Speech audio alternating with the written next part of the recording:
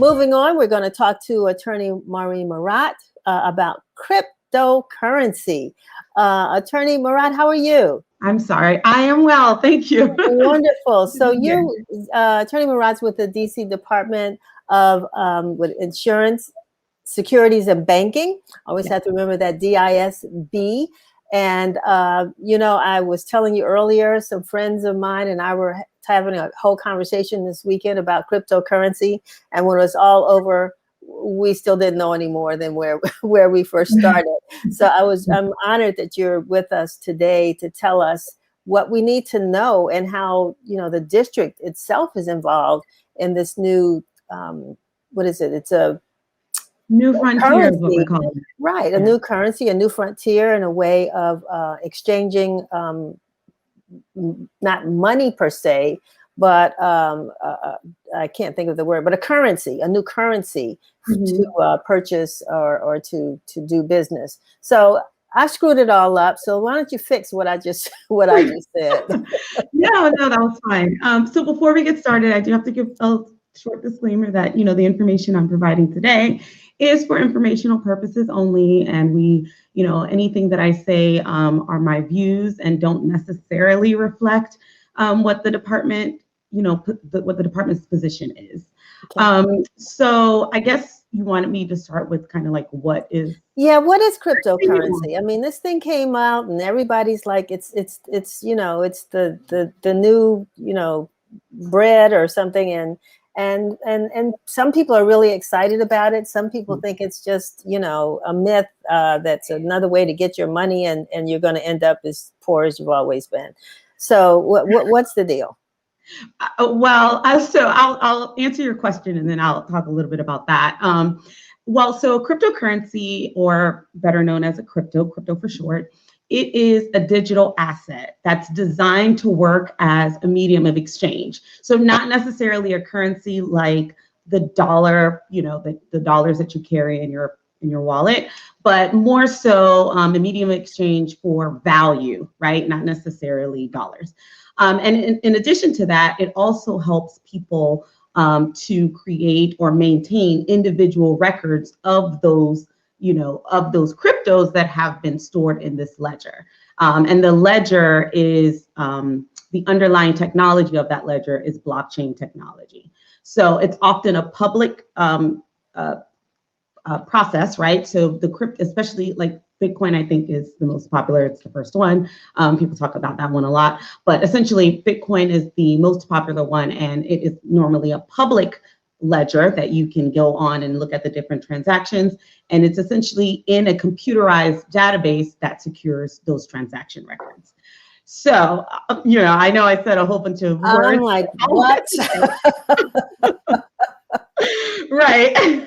But all that to say is that, cryptos are a means for people to have an option, right? They have access to these cryptos to either use them as a medium of exchange because they want to exchange for a variety of reasons or bargaining.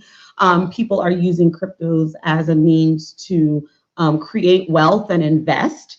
And then because of the cryptography that's attached to the cryptocurrencies, this allows people to have some privacy and control over those cryptocurrencies that they choose to have in their possession. So let me ask this question. I'm not in the game yet, right? And I would assume that a lot of people that are watching are not. So, but there's this level of curiosity. What is this? So what, as a neophyte or whatever I might call myself, what would be my first step if I were interested in learning more? One, or is it investing in crypto? Is that what you do? So there are a variety of ways that you can use crypto. So I would suggest the first thing you do is check out the incredible amount of resources that are on YouTube. There's this channel called Block Geeks, so BLOCKGEEKS, and they have lots of videos that give you like step-by-step 101. What's a cryptocurrency? What's a blockchain? How do they work together? What's a digital wallet? Things like that. So there are lots of free resources. But what I would say is that, there are also courses and classes that people take that also give them some information. So I have taught at the University of New Hampshire School of Law. I've taught tokenomics and cryptocurrency regulation. So there are other educational resources out there that are definitely accessible. But let's say you've gotten the education and now it's just for you to just take the next step, right? Right. So this is the decision that, is a personal decision. I know there's a lot on the internet and on Twitter, and celebrities are tweeting and all that. And oftentimes, we kind of get lost in the hype because, oh, well, somebody said we should do this, and so we do it. What's one thing to really remember about cryptos is that, it's very risky. It's very volatile. It changes from day to day. From minute to minute, I should say. You could go on to CoinMarketCap, which is a website that shows all the different cryptocurrencies. And, you can see the numbers moving right before your eyes. Mm-hmm. So that's something to really be mindful of. If this is something you want to get into, you definitely want to do your research and not, bet the farm, as they say. You want to be, willing to take a risk, but I guess an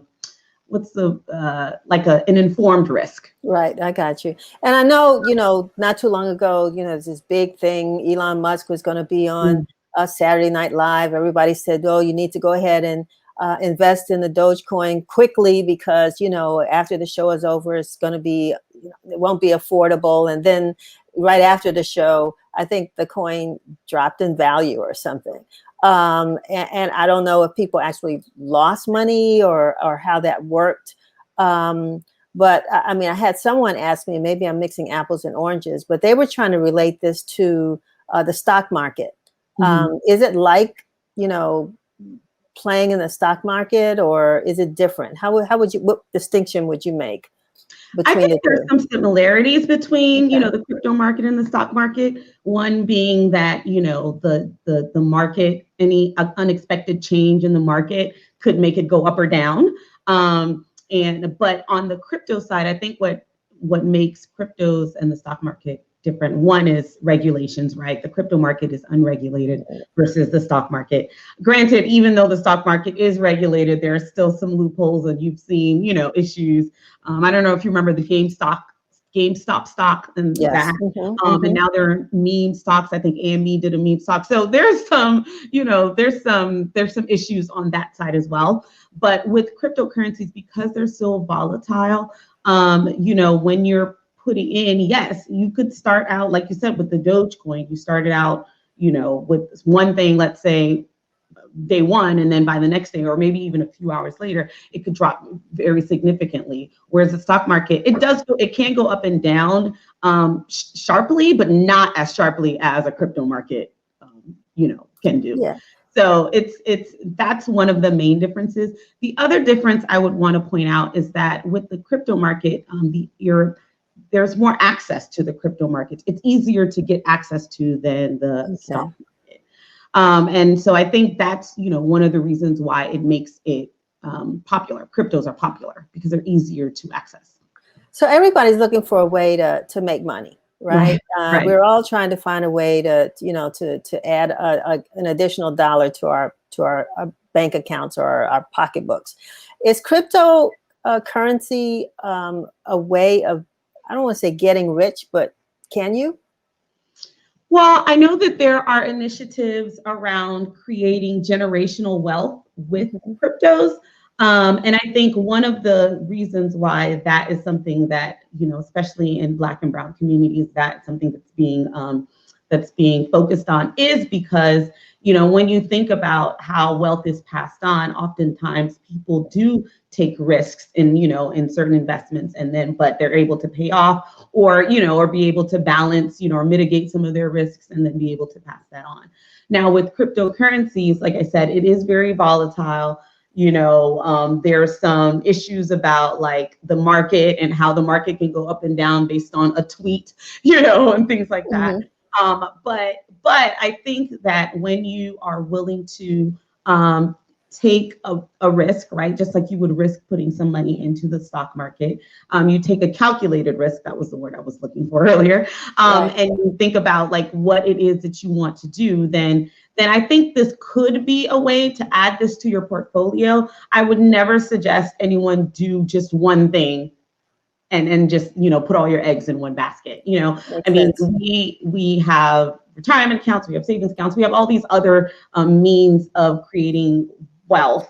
And I mean, the Department of Insurance, Securities and Banking, we have all these different programs to help people create wealth. And sometimes it's not just about investing in cryptocurrency. Sometimes it's like starting at a more basic level, right? Let's figure out how you open a bank account, maintain that bank account, get a savings account, maintain that savings account, get a credit card, things like that to kind of lead up to that. Not that you have to have all of those things in place before you, get into crypto, but I think it makes sense to have some sense of how you manage your money before you put it into something and, you may never see it again, honestly. Right. Well, this has been interesting. I mean, I think to serve our viewers, I mean, we need to continue to have these conversations and really sort of drill down a little bit more. We had a Black-owned cryptocurrency company that was the Guap coin, who had the Guap coin, and they were on with us a couple of weeks ago. And we're going to continue to revisit this, as well as some of the other ways that you talked about, that our viewers can gain wealth, because that's what we're talking about, wealth building in our communities. I love the fact that we're focusing on wealth building because we need that right now. So Dr. Murat, thank you. Attorney Murat, thank you so very much for being with us. And we want to get you back because we want to continue this conversation. And maybe if there are questions out there, we can send them to you if people want to know more, and get you back on to discuss some of those questions as well. Oh, yeah, that would be great. Thank you. Thank you. All right. Okay, thanks a lot. Have a great one.